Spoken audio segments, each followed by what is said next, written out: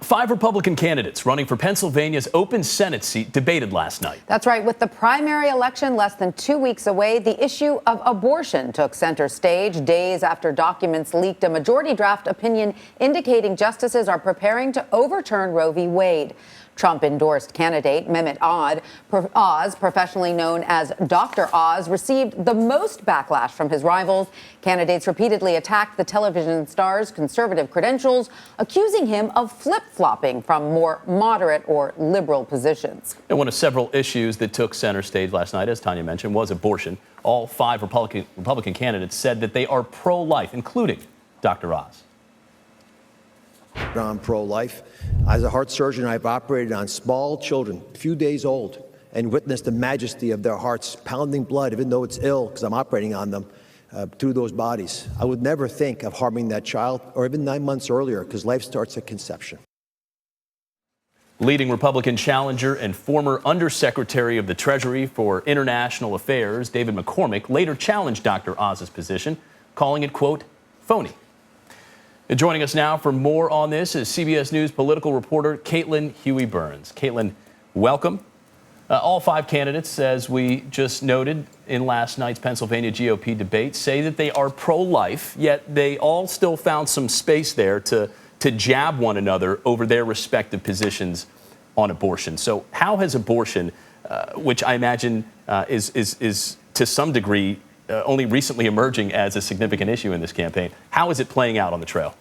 Yeah, Mola, it's a really interesting question because we've been talking all week about how this news of the likelihood of Roe being overturned, how it will play in the midterm elections. And so now we're seeing in real time how this issue is playing out in campaigns. But remember, we're in primary season right now. So Republicans are competing amongst each other to get the nomination for their party. And politics can be very different in a primary versus a general election. So what was really interesting last night in Pennsylvania is that these are candidates who were trying to show their pro-life or anti-abortion rights credentials here, but they might have to pivot a bit in the general election because there's overwhelming support for keeping Roe versus Wade in place. So let's unpack a little bit about what happened in Pennsylvania. Dr. Oz, as you mentioned, was attacked by his fellow rivals for having expressed pro-abortion rights views in the past, and you saw him try to really focus on what's appealing to the conservative base right now, and that is overturning Roe versus Wade. So they were all kind of trying to outmaneuver one another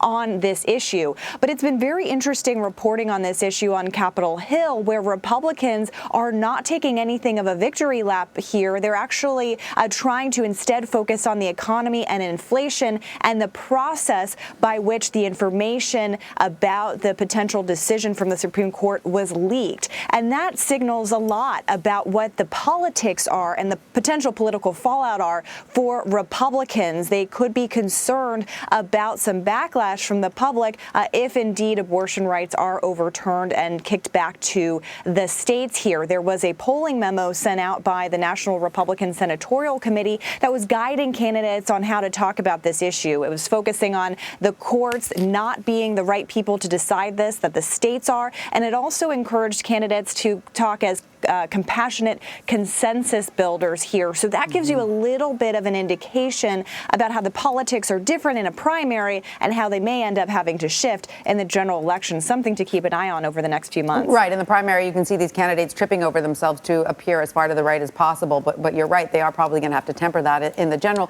But to your point about how this is all going to play out politically, Caitlin, earlier today, CBS News published an article you wrote detailing the lack of support available in the U.S. to women with children. This is a problem, presumably, that Democrats could jump on in terms of the abortion rights issue. And why do you believe this problem is not being more widely discussed by politicians already? Yeah, I think this is a really important point where in states that are likely to overturn abortion access if Roe is overturned, the states with the strictest abortion restrictions in the country are also the states that invest the least in mothers and children, helping them care for mothers while they're pregnant, through postpartum, and afterwards. State by state is kind of where to look at this. None of the states that are likely to restrict abortion access have guaranteed paid maternity leave for their residents.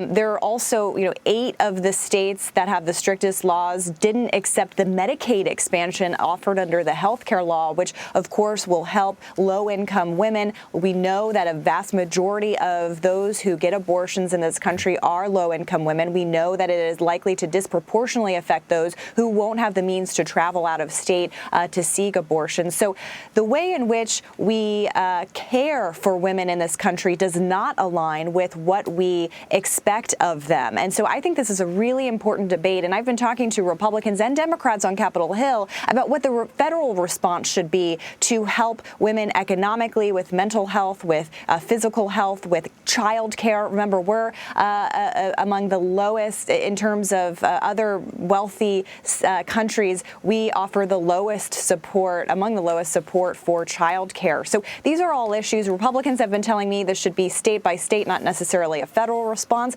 But I've also heard from some Republicans who are saying, look, if we're going to be the party of pro-life, we also need to think of life after birth as well, and care for children and mothers as well. So look to see whether there's any sort of evolution or, different kinds of messages coming out from Republicans. But Democrats are very concerned about this, that there could be a patchwork of states. And depending on where you live, depends on what kind of care and access you get. So an important piece to follow. Great reporting. Caitlin Huey-Burns in Washington. Thanks so much.